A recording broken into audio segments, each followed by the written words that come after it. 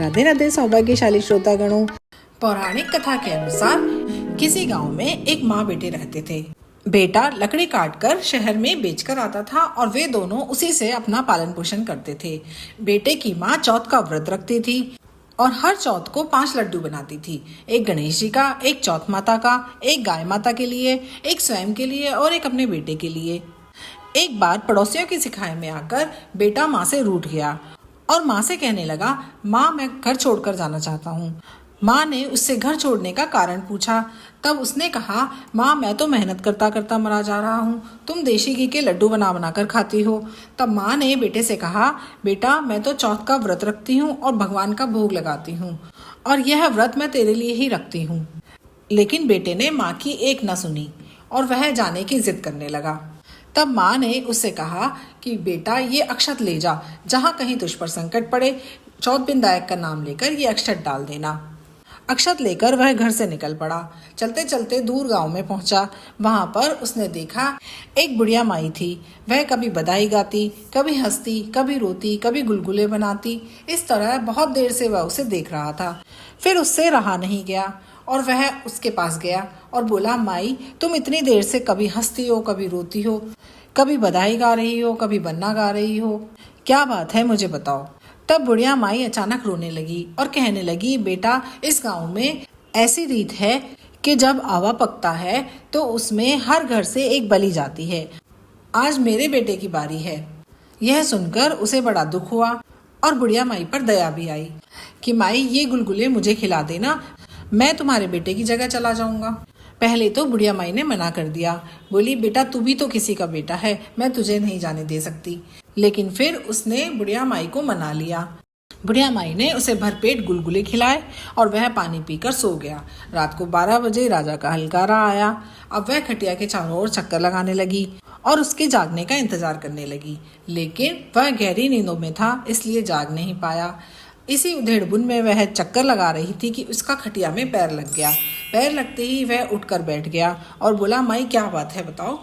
बुढ़िया माई धीरे से बोली, बेटा हलकारा आया है। सुनते ही वह तुरंत जाने के लिए तैयार हो गया।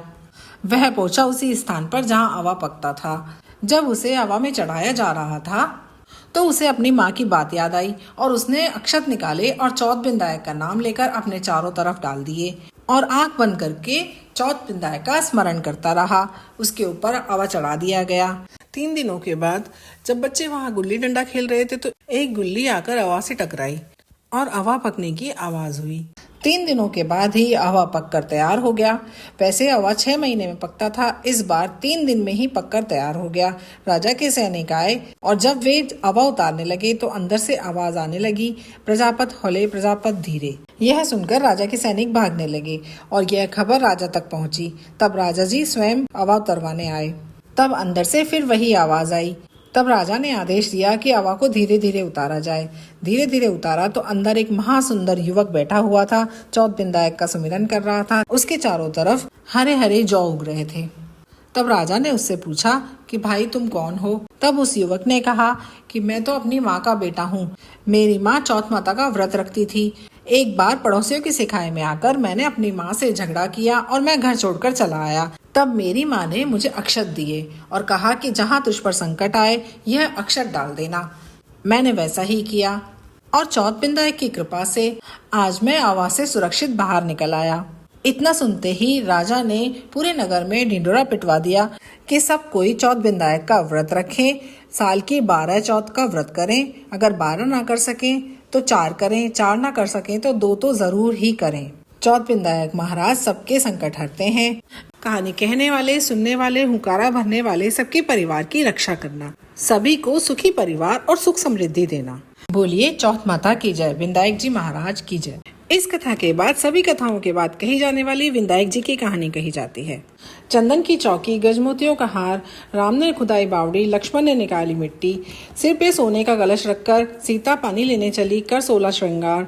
7 कहानी मैं कहूँ, राम की, लक्ष्मण की, भरत की, शत्रुघ्न की, 5 पांडवों की, द्रौपदी माता की, कुंती महारानी की, आकाशी दिया की, कंवर कन्हैया की, यशोदा मैया की, वैशाख के महीने की, चौथ के दिन की, बिंदायक बाबा रंगा चंगा वृंदावन में फिरे सुरंगा, घर बैठे लड्डू खाए, साबुत साबुत खुद ही खाए, फूटे टूटे हमको दे, भाई की बहन धनी की देरानी, बेटा की माँ, भाव भगत से कथा कहानी सुने, अधूरी हो तो पूरी करना, पूरी को परिवार देना, तुलसा माता लड़ुआ देना, गड़वा देना, श्री कृष्ण का कांदा देना, चटके की चाल देना, पटके की मौत देना, डाला पानी हो जाएगी, झट से निकल जाए मेरा जी, आओ तपसी खाओ लपसी पथवारी माता, पत की रानी, घर परिवार में बढ़ोतरी करना, उठो उठो देव विंदायक उठो, विंदायक बाबा की जय, तुलसा माता की जय। तो इस कथा से आप जान ही गए होंगे कि भगवत कृपा के साथ साथ माँ के द्वारा की गई पूजा आराधना संतान के सभी संकटों को हर लेती है। यही कारण है कि संकष्टी चतुर्थी का व्रत विशेष रूप से माताएं अपने संतान के सुख, लंबी उम्र और सभी संकटों से रक्षा के लिए रखती हैं। एक माँ अपने बच्चों के लिए दिन भर व्रत रखती है, रात को चंद्र दर्शन के बाद व्रत खोलती है और कहा जाता है कि जो माँ सच्चे मन से ये व्रत करती है, भगवान गणेश स्वयं उसकी संतान की रक्षा करते हैं। इस दिन सुबह स्नान करके गणेश जी की पूजा करें, व्रत रखें और शाम को चंद्र दर्शन के बाद व्रत खोलें। साथ ही गणेश जी की कथा जरूर सुनें। अगर आप भी गणेश जी में विश्वास रखते हैं तो कमेंट में जय गणेश जरूर लिखें। जिसने भी इस कथा को सच्चे मन से सुना है, गणेश जी उसके जीवन की सभी संकट दूर करें। अगर आप भी चाहते हैं कि ऐसी ही भक्ति से भरी कथाएं रोज आपके जीवन में सकारात्मक परिवर्तन लाएं, तो हमारे चैनल को अभी सब्सक्राइब कीजिए और इस भक्ति परिवार का हिस्सा बनिए। और अगली वीडियो में हम आपके लिए वैशाख मास की ऐसी ही चमत्कारी कथा लेकर प्रस्तुत होंगे। तब तक के लिए जय श्री हरि, धन्यवाद।